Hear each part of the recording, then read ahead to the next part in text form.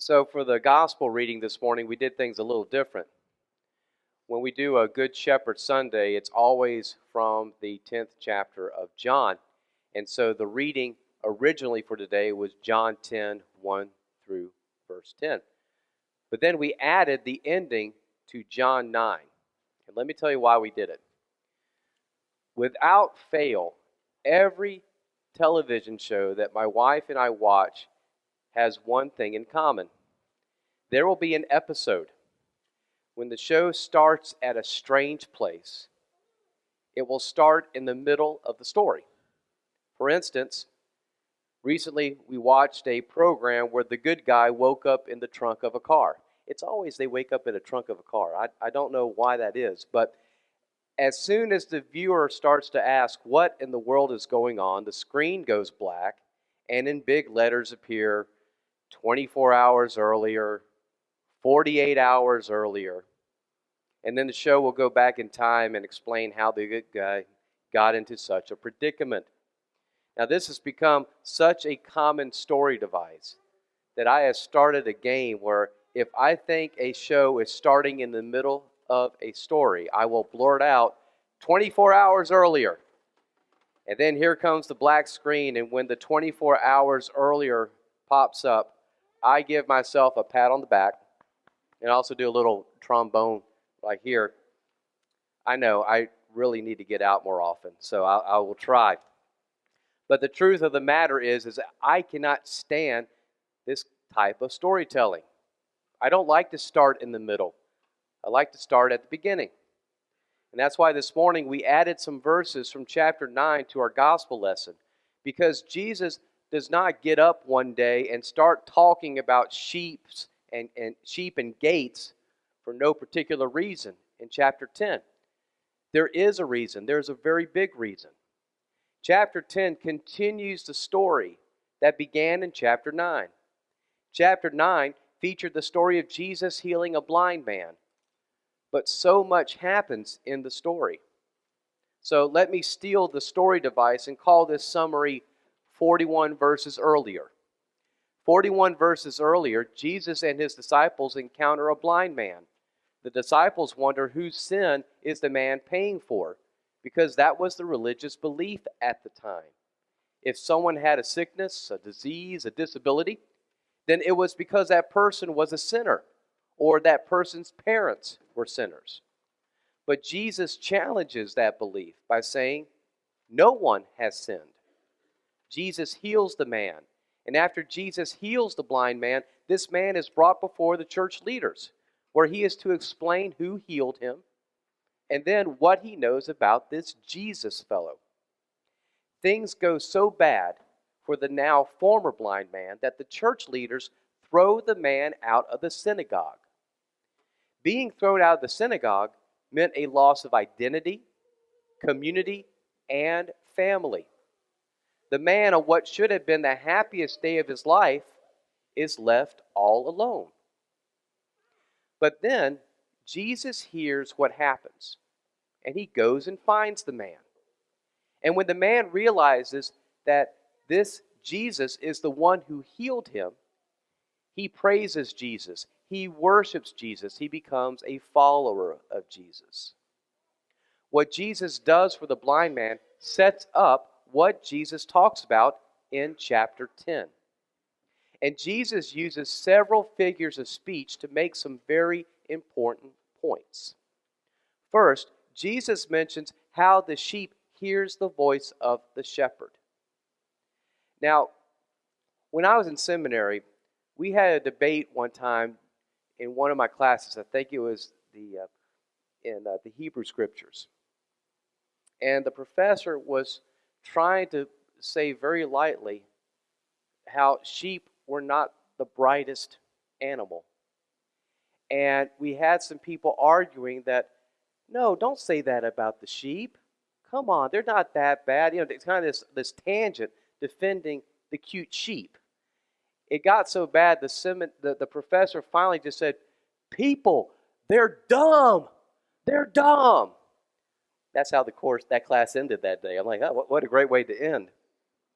But it got me to thinking that it really is it's misinformation, because sheep actually have wonderful memories. They can remember approximately 50 individuals, be it sheep and human, for years at a time. And they also know and understand their shepherd's voice. A shepherd communicates with his flock with a very certain particular sound. If another shepherd tries to make that sound, the sheep will not respond, because it is not the voice of their shepherd. Now, did sheep tend to wander off? Yes. In that region of the world, there was very little flat land, so a shepherd had to watch his sheep almost nonstop, in case one of the flock would head off towards a place that he could not see them, or towards places where predators could easily hide. So a shepherd had to be on call day and night, and he had to be ready to use the staff to help direct sheep back to the flock, or use a rod to fight off a predator. So wherever the sheep were, the shepherd was close by. Wherever the sheep were, the shepherd was close by. In John chapter 9, the man who was blind, but now thrown out of church, becomes a lost sheep. He needs a shepherd. And that is where Jesus comes into the story. It is Jesus acting as a shepherd who finds this man. And Jesus asks the man one question: do you believe in the Son of Man? And the man says, who is he? Tell me so I may believe. It is the voice of Jesus that tells him, you are looking at him. You are speaking to him.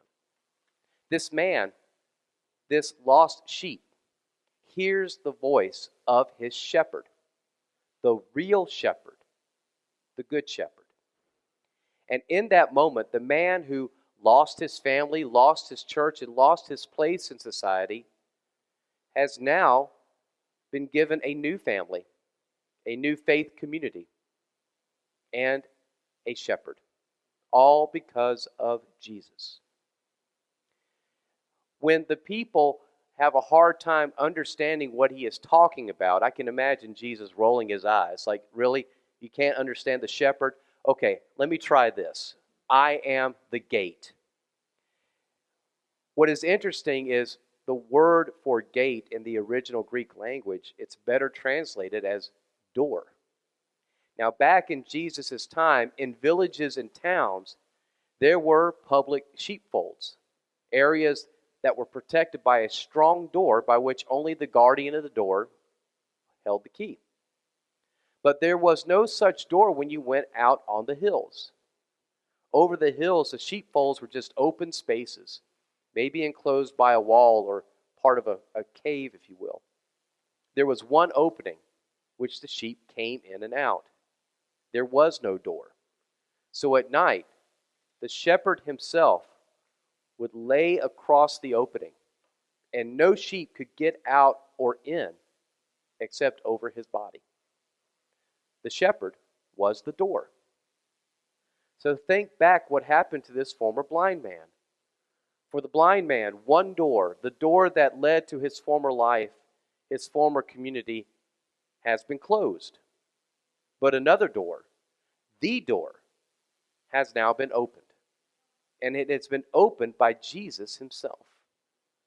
By using these figures of speech, the good shepherd and the voice and the gate, Jesus is telling the Pharisees, the church leaders, who has the ultimate authority and power.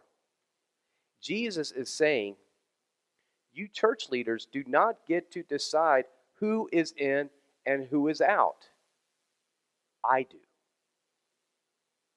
Today, the same shepherd is present, the same voice is speaking, and the same gate is open to all of us, offering us to come and go and find pasture. So, as Jesus says, they could live life to the fullest. Or, as it's translated elsewhere, to live life abundantly. Abundant is a Greek phrase that means to have a superabundance of something. To have Jesus as our shepherd is to have a superabundance of life. when we live in Christ, it is then and only then that life becomes really worth living. Abundant life is not something to earn or achieve. It's not something we buy or barter for. Abundant life is a gift. It is a gift from a God who loves us enough to come to us, to call each of us by name, and to lay down his life for us. 9 chapters later, Jesus gave his life in order that we could have a new life. And where Jesus was the ultimate gate, telling Satan, you want them? You have to go through me. No matter where we are in our lives, no matter what episode our individual stories may be in, we do not have to worry. We never have to worry about where God puts us in his story. The end.